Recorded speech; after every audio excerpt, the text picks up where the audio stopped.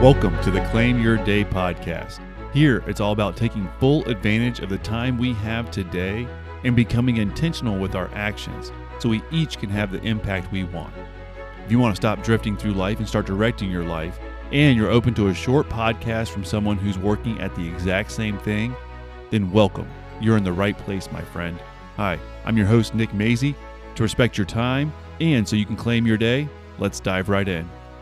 Well, hello, my friend, and welcome. Welcome to episode 8. I'm glad you're here and joining in. It means that you want to be intentional, make the most of your days and your life, to live that life that you want to live and have that impact. That is awesome.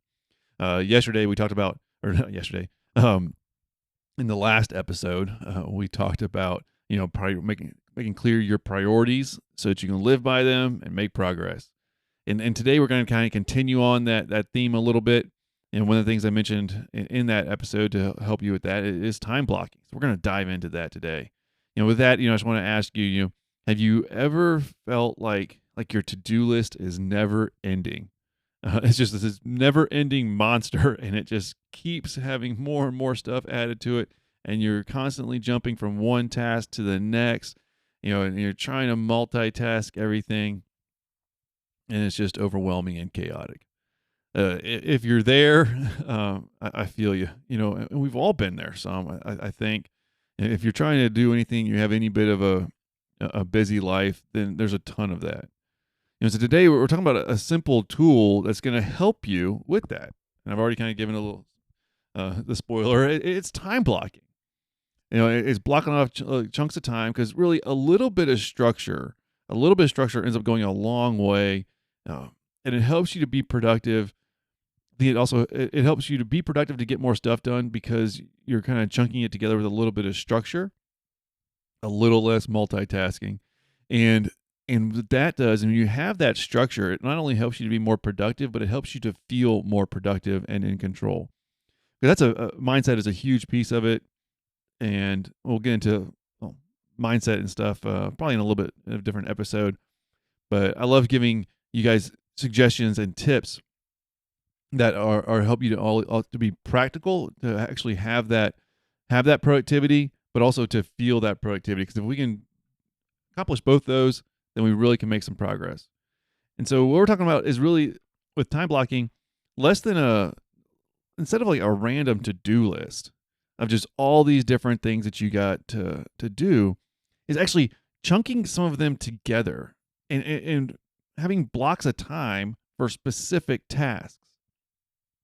See, that structure, it helps to bring in a little bit of sanity, a little bit of productivity, and ultimately a little bit of success when there's just a ton of different things to do.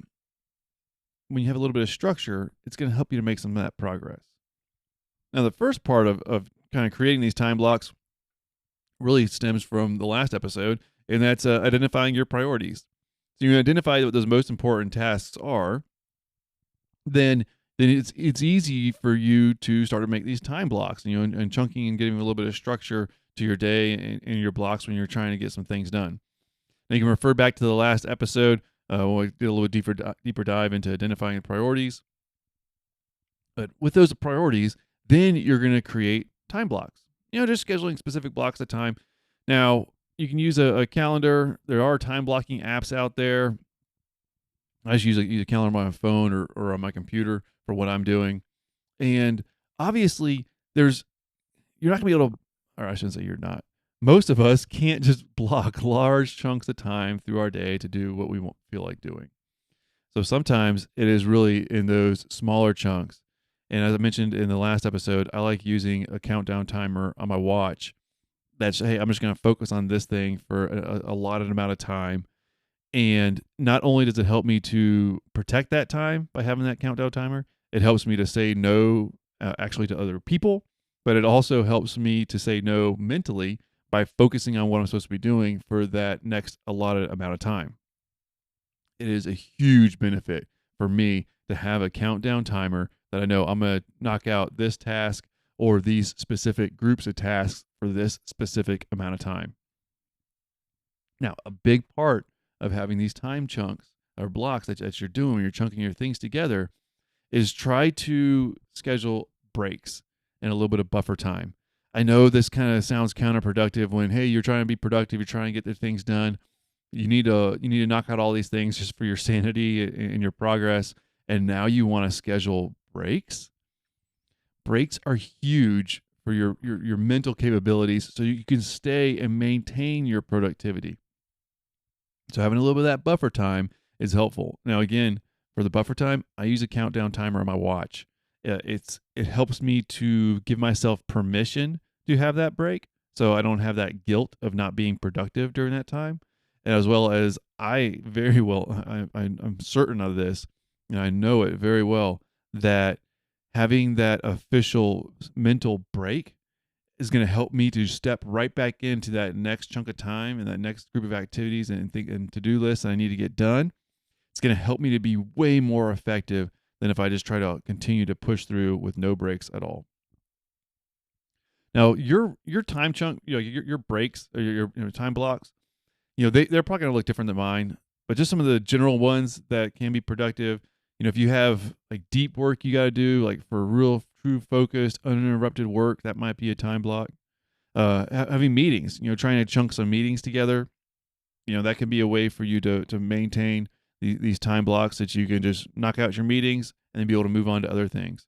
Or administrative tasks, emails and other administrative tasks you might need to do. Having a block of time for that, where hey, you're just going to pour through those, which is also, when you think about these time blocks, it's also giving you permission to not address those things outside the time blocks. I know we're supposed to be connected at all times, every single day, 24 hours a day. No, that's kind of the expectation and almost the demand with having our phones on us at all times, that we're always connected and we're always ready to respond at a moment's notice for anything going on. But if you have a time block set aside to check and respond to emails, and you might have multiple ones throughout the day, just because what you're doing, your work or other demands in your life, you might need to be more responsive than just once a day. But even if you set up these time blocks, if something goes off and you know that you got something to respond to, but you have a time block coming up in an hour, then it might just be one of those things that you have to discipline yourself to focus on those things at that time.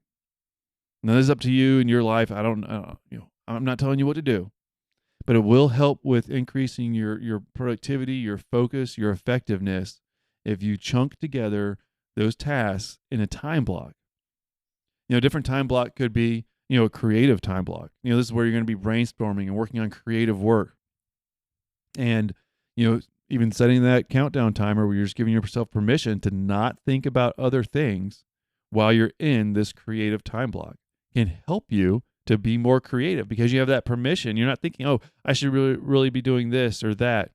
I said, for me, again, having that countdown timer, it is so powerful for me to be able to do some of the creative work I need to do, because as long as that timer is going down, there's nothing else I should be working on at that moment. And that actually helps to reduce the distractions that I have when I'm trying to do some of my creative work.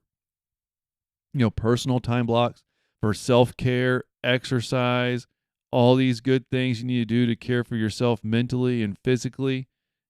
This is a great time block to have. Again, it gives yourself permission to not focus on other things, and you can protect that time block. It's valuable to do some self-care, for your mental health, your physical health. It's valuable. It actually helps you to make more progress, to stay on track with your goals and your priorities and your values when you feel a little bit refreshed and your cup is filled because you've had this personal time for some self-care. So schedule that time block. Use a timer if that will work for you, but make sure you're getting that in. And when you have it officially on your calendar and you have that time specifically allotted for it, it's easier to maintain that instead of just trying to fit it in where you can. Okay. Now, a lot of these time blocks and schedules sounds a little bit rigid. Look, y'all, life happens. I try to schedule some time blocks. I am not perfect at it.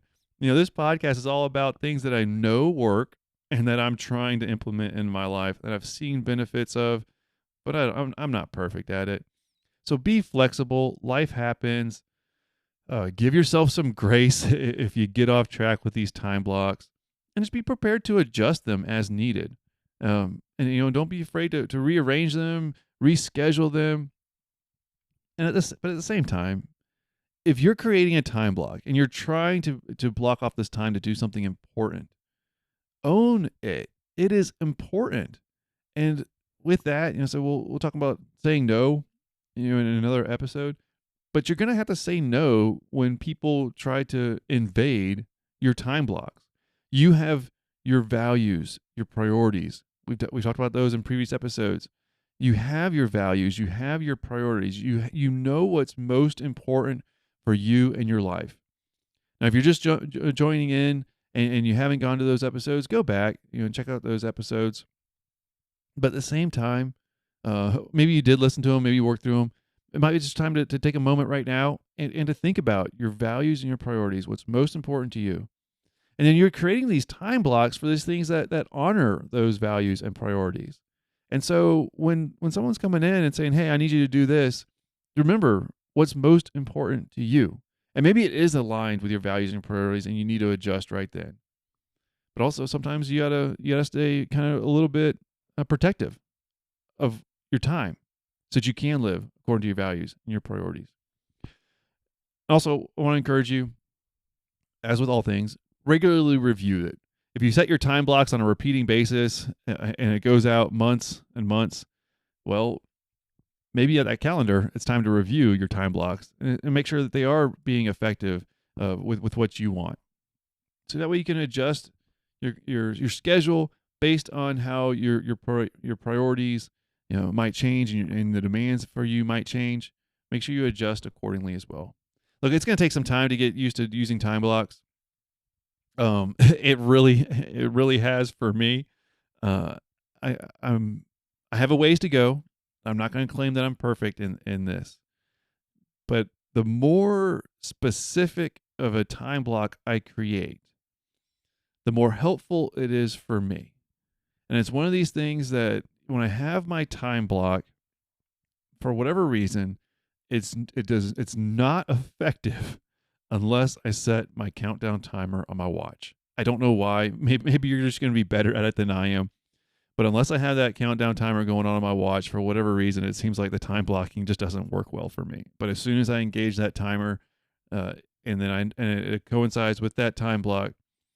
Now, sometimes I might be a few minutes behind or a few minutes early, but it really took me learning to use that countdown timer to really become effective with blocking off my time.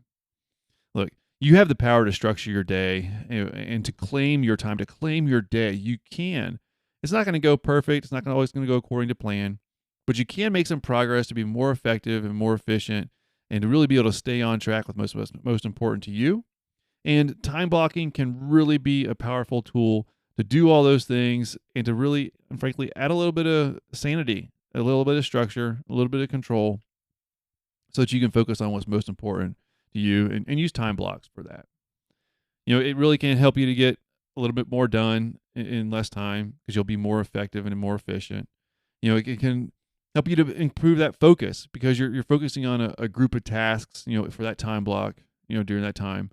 And ultimately, I believe that it can help with reducing a little bit of stress too, because you can see that structure and you can feel it. So use it to be more effective with your time and ultimately, achieve your goals and live your life intentionally. All right. That's it for today's episode. Here's to you, my friend. Can't wait to talk to you in the next episode. Keep making progress. Claim your day. Live the best life that you can. All right. Take care.